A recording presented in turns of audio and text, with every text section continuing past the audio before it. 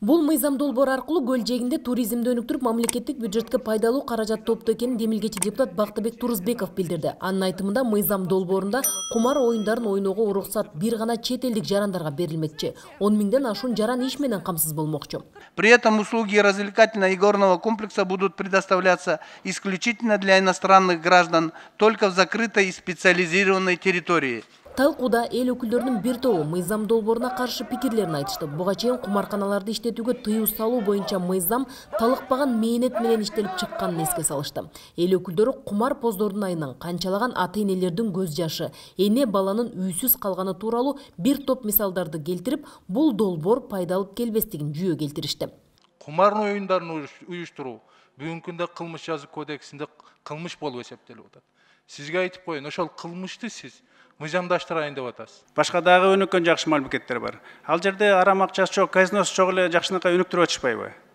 Ошондой кылса болот эле да. Акчадан сырткары башка дагы баалуулуктар арбын. Үй бүлөсү бузулган, же болбосо өзүн өзү өлтүрүүгө барган, же бала чакасын таштаган, же болбосо бардык мүлкүн саткан адамдар көп кайрылышат да. Ошол Бүбүсара Рыскулова айым менен дагы сүйлөшүп көрсөңүз болот. Негизи эле патент аркылуу же ушундай кумарканалар менен казынаны толтуруу акылга сыйбастык көрүнүш экенин депутаттар көтөрүштү.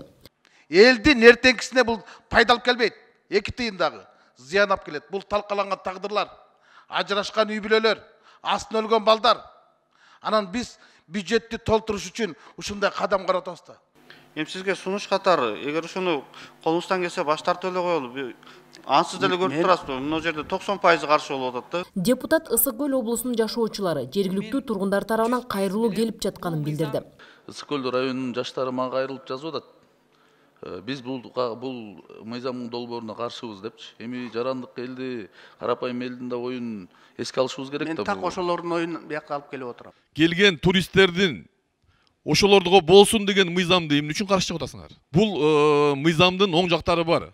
Жогорку кеңештин төрагасы мыйзам долбоору аркылуу визасыз режимди киргизүү, мейманкана, ресторан бизнестерин алдыга жылдыруу, акыркы кезекте көңүл ачуучу кумар оюндарына уруксат берүү каралганын ырастады.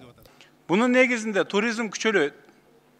Туризм күчөйгөндөн кийин ал жерде гостиничный бизнес маселеси турат.